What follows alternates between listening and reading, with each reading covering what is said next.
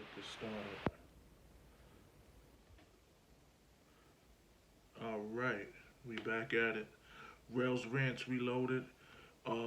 If you can, like, subscribe, uh, sign up to the podcast, YouTube. We're doing both at the same time.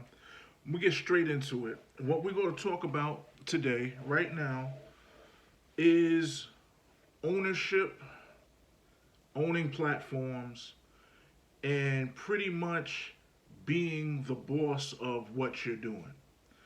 Um, Everybody's getting money or trying to get money or on an entrepreneurial path, and they're using the certain tools that are out there for them to succeed. People with podcasts, just like myself, YouTube channels, Instagram, Twitter, Facebook, LinkedIn, TikTok, this, that, and the third. Creating a whole bunch of content, whether you're selling stuff or you're giving opinions or you just vlogging or blogging about things that you're interested in or you want to promote. At the end of the day, what we're doing is beneficial for two people. It's beneficial for the platform, but at the end of the day, the platform doesn't do anything except give you a vehicle to reach more people that are pretty much using the platform. It's like a landing pad or an airport per se. But at the end of the day, they really don't do anything, and you're the one that's dishing out all the content, all the material, everything. And if you're on YouTube, you might do it to get monetized, or you might have affiliate links. You might be selling something, this, that, and the third. But at the end of the day, you're not in full control of your destiny because the platform has its rules and regulations, which kind of can be a double-edged sword. Because even with a platform, let's say like a platform like Twitch, where people video game, and the stuff that just happened with Dr. Disrespect and him getting banned off of the platform. Now you're getting on a platform every day, you're creating a whole bunch of content, and you have other people that are, I would say, content creators, but they might snatch his content up and chop it up and make a best of and help him build his brand and get money and this, that, and the third and get viewership. Now you're making money. Money's coming in hand over fist. You're very successful, like a ninja or a Dr. Disrespect. And all of a sudden, the platform that you are utilizing and getting most of your views shuts the lights off on you. This is a problem I would say it's a problem in the entrepreneurial space because you have to have complete ownership. In my opinion, you have to have complete ownership. Even with me doing YouTube and recording a podcast right now at the same time, I'm on two different platforms that at any given time could flag my video, not like what I said, ban me, this, that, and the third. And I don't make a lot of money off of YouTube. I just use it as a tool until I get what I want and put it on my own platform. But I will still utilize it, but I won't depend on it. And when content creators, YouTubers, Instagrammers, social media specialists, whether you specialize in something on social media, when they get comfortable like this, it's real dangerous to just give your all to a platform that has its own rules and then can just take the rug from under you and shut off all your money. This is what's happening right now with Nick Cannon and Viacom. Nick Cannon has been making money with Viacom and for Viacom for a very long time. And it's more than just people would think that he's just making money off of them or with them with Wild 'N Out and some of the shows that he hosts. But he's been making money with them since Nickelodeon, random TV shows that he hosts, Wild 'N Out. And he said some things on his show, on his platform. I think he has a podcast. and he was having an interview with Professor Griff, and he spoke the truth. And they saw his truth, or the truth, as being racist and anti-Semitic. Which, at the end of the day, being a black man, you can't be racist because you don't control any of the daggone networks to shut somebody down or to stop somebody from getting a job or getting a slot like they did to him. Ain't that the pot calling the kettle black? But you have to realize that when you play this game, and it is a game, you have to play it the right way. And then when you're willing to cash all your chips in, then you can go off into the lanes that you want to go into. Was Nick Cannon wrong for saying what he was saying? Not at all. Should he have said what he had said? No, he shouldn't have said it. And I'm going to tell you why. I'm not going to play devil's advocate. It just goes back to what I just said. You have to play the game accordingly. It's like what Michael Jordan said about Clyde Drexler. Michael Jordan said, and I quote, Clyde Drexler is just a good, he's a player who is just as good as I am. But I know how to play the game better. And when he said that, it had nothing to do with basketball. It's rules to this shit. You could go the Dame Dash route and own everything and be a boss, this, that, and the third. And that's cool. That's what I think a lot of black people should do. And people in general. Let's not even keep it about a race. But it is about a race, because if this was somebody else on Viacom talking about Trump, they probably wanted to did him like they did Nick Cannon. But when you are a top brand affiliate, you have to play the game a certain way. You have what is called public persona. And if you veer off of that squeaky clean image that is marketable, yeah, you will get benched. They did the same thing with Rick Ross, not Viacom, but I think it was Pepsi, when he said something about he had spit a verse talking about putting Molly in somebody's drink and then raping the chick. Is it right? No. But this is the game you play when you want to go for the quote-unquote bag. When you want to go for the quote-unquote bag, it's certain rules you got to play by. Michael Jordan played by those rules. Squeaky clean. Sometimes I dream. Hanes commercials, a whole bunch of, it was more than just selling sneakers. He had Hanes commercials. He had Gatorade commercials. He played the game. He was a public figure, a role model. Even with Jay-Z, even with Beyonce, Tyler Perry, Oprah. They might not do a whole bunch for black people in a whole, but they knew how to play the game and be accepted by the public and loved and not looked at as other quote-unquote black celebrities. Diddy also. They knew how to play the game. They could swerve into different boardrooms and situations and create money for themselves. They knew how to play the game. They wouldn't touch certain issues or subjects in public because it might go against the status quo of the people that are paying them to be in certain situations, certain projects, certain initiatives. So when you got people that march and do all of this stuff and they're going against the status quo and they're saying F the police and this, that, and the third, when you got a person like Jay-Z that gets an invitation to the table of the NFL to talk about the situation, it's because he played the game differently.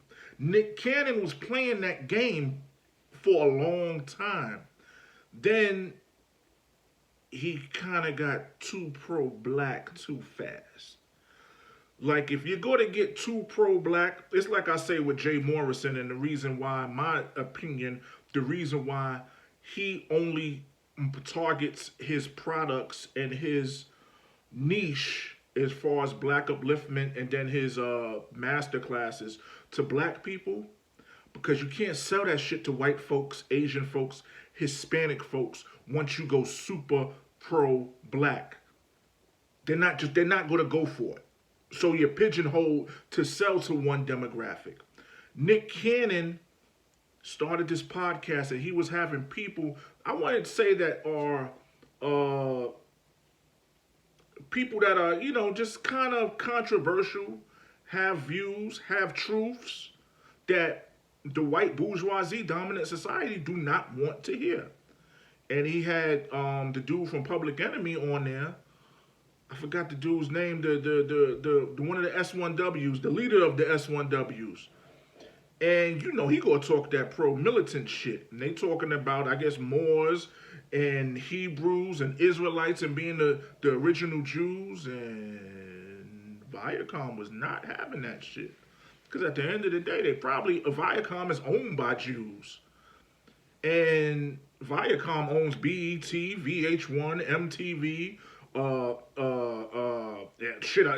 Nickelodeon. They own a whole bunch of TV shows. So whenever he said what he said, they were like, oh, hell no. Mind you, that wasn't even on their platform. He's on his own platform, on his own podcast. He did not free himself from the chains. Now, I was looking at a Vlad TV episode, and I really don't even like to say the dude's name, but it was something about Wilding Out, and he had one of the old cast members on there.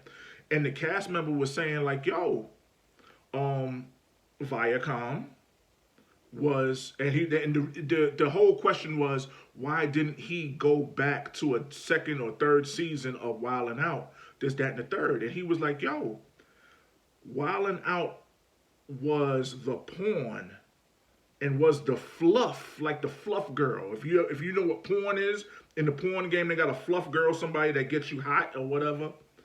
They were the fluff girl for different TV shows. So if Viacom had a TV show on VH1 and the ratings wasn't that good, they would take Wildin' Out, they would take it off of BET and put it on VH1 right before the new show goes on. He was like, they did that many of times to boost the ratings because people go to watch Wildin' Out. And then if you're just watching Wildin' Out, you got 3-4 consecutive episodes. After that, they'll put one of their new shows on prime time, and then you're sitting in the house looking at that. He said they did that shit around 4 or 5 times and was not trying to give these folks more money.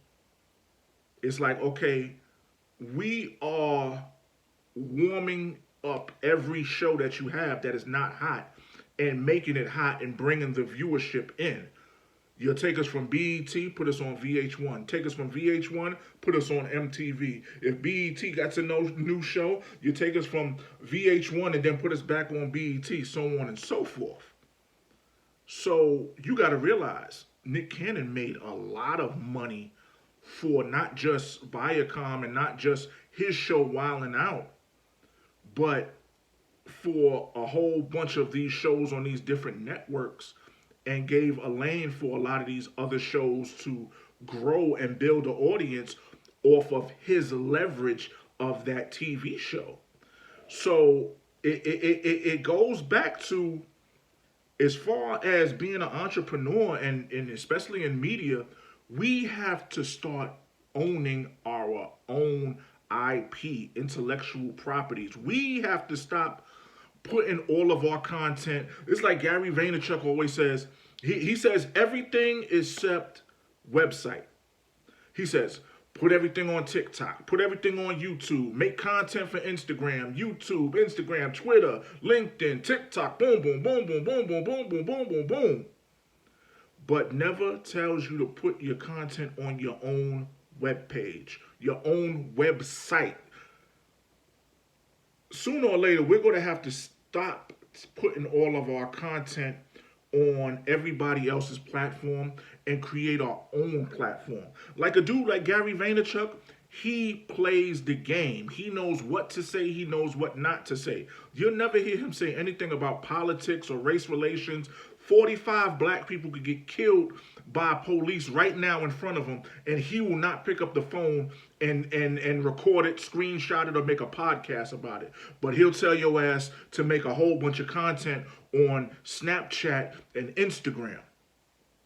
So we have to start realizing that in order to be 100% free, We have to come up with our own lanes. We have to come up with our own platforms. See, it's a difference when you got a dude like Nick Cannon and a dude like Alex Jones at InfoWars.